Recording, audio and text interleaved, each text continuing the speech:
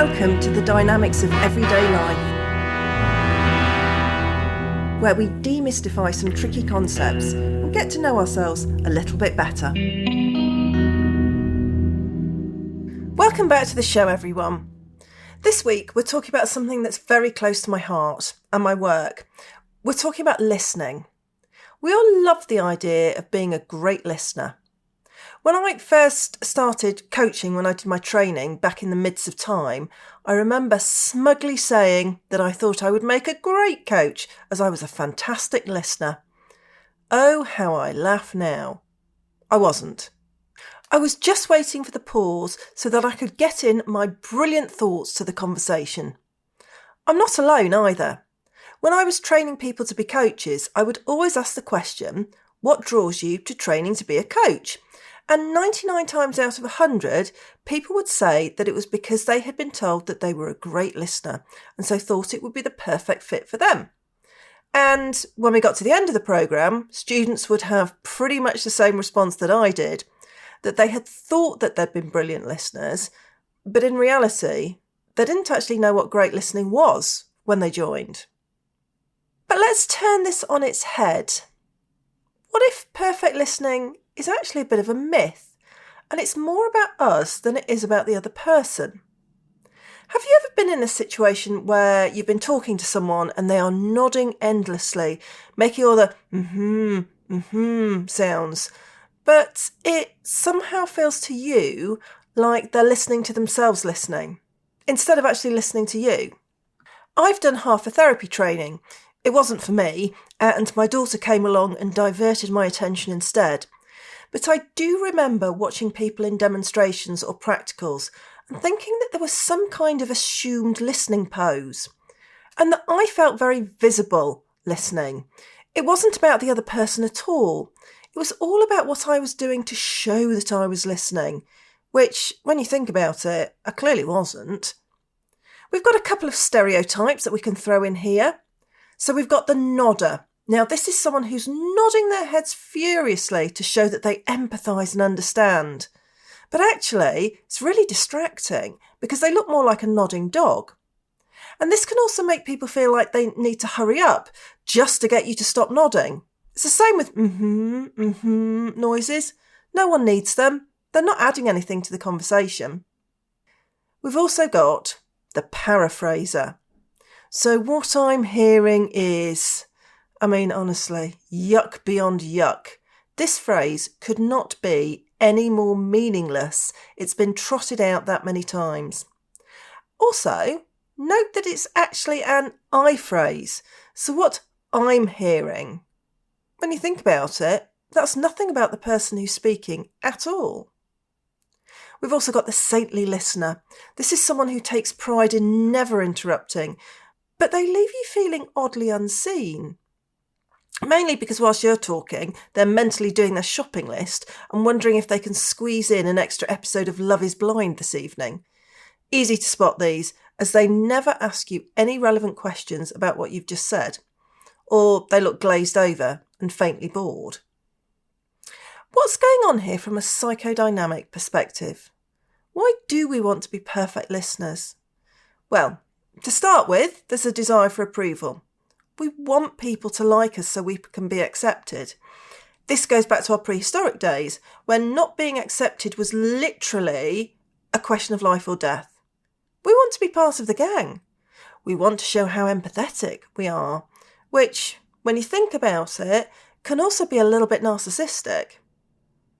We've also got the fear of conflict. When we think that we don't challenge or respond, what we're actually thinking is we want to stay safe. We're going to stay safe if we don't challenge or respond to someone in a negative way. We aren't going to get into any difficult conversations. And it boosts our self-esteem. We get to feel like the wise, compassionate one, which can tip over into looking smug. And that is never an attractive position to be in. Here's the thing. When we aim for perfect listening, what we're often really doing is defending ourselves. We're protecting our own feelings, not tuning into the other person. So I'm going to give you a few classic defence mechanisms that you might spot, maybe even in yourself. Let's start with intellectualization.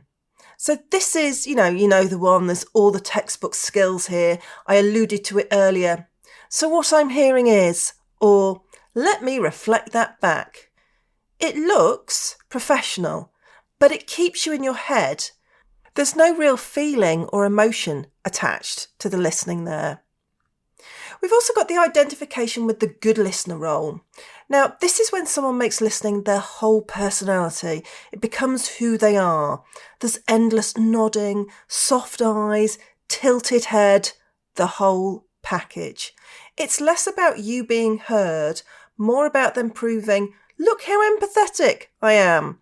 So think about the therapy training that I mentioned earlier. This is a perfect example of this. It's not to do with being a good listener. It's to do with looking like you're being a good listener, which is a very, very different thing.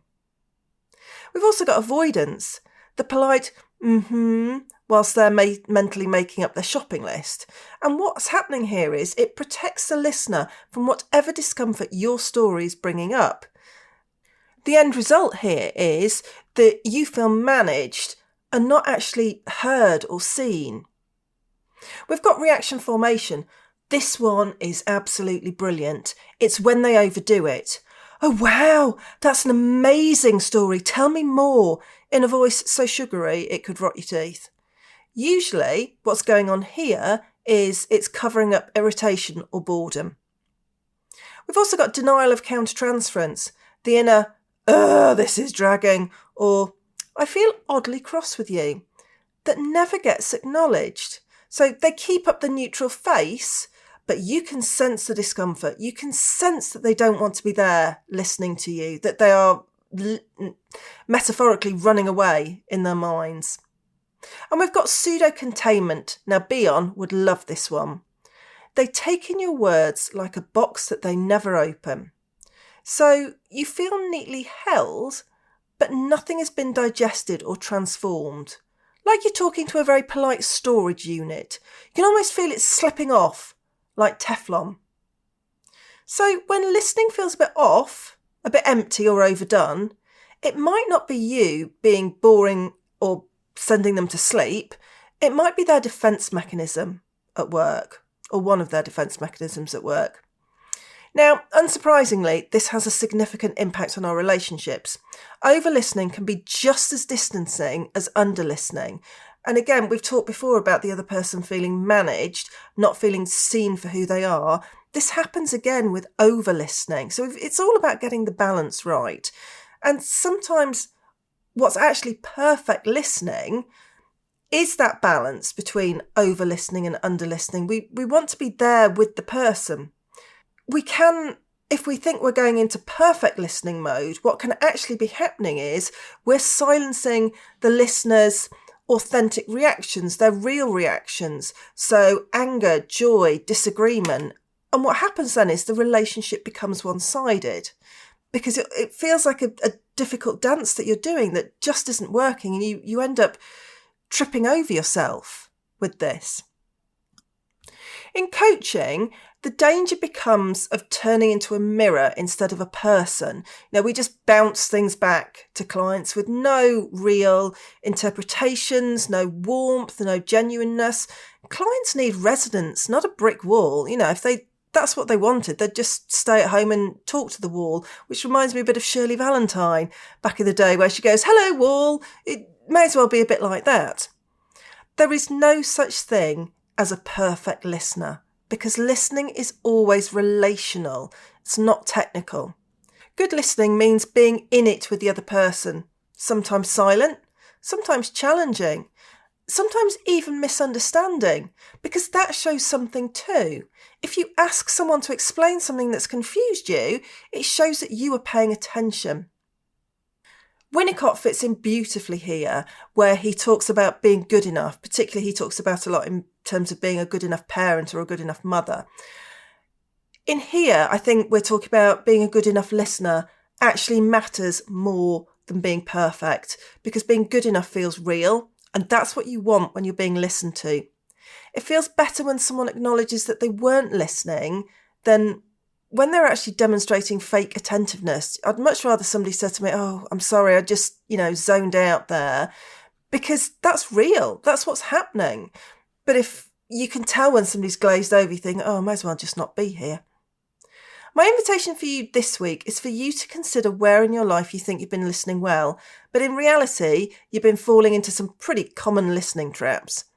What might be going on for you in these moments? Are you listening because you think you ought to? Are you listening in a particular way because that's the way that you've learned what you think good listening is? On a challenging note, is it more about you than the person that you're listening to?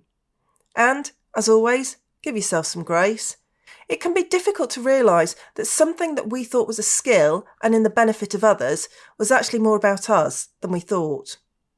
If you can't wait for the next podcast, there's my weekly LinkedIn live sessions. I'm doing these on Monday afternoons at 2:30, so do come along and join the fun in those, unless it's a bank holiday. Then I'll have my feet up and I'll be watching a James Bond film. And as we always finish, looking at ourselves at this level can be challenging and unnerving as we develop our awareness, so I'd always encourage that you do this at your own speed. To have a chat about psychodynamics and find out more about the different ways that you can work with me, either as a trainer, coach, supervisor or mentor, then click on the link that's in the show notes. Thanks for listening to this episode of The Dynamics of Everyday Life. Don't forget to subscribe wherever you get your podcasts.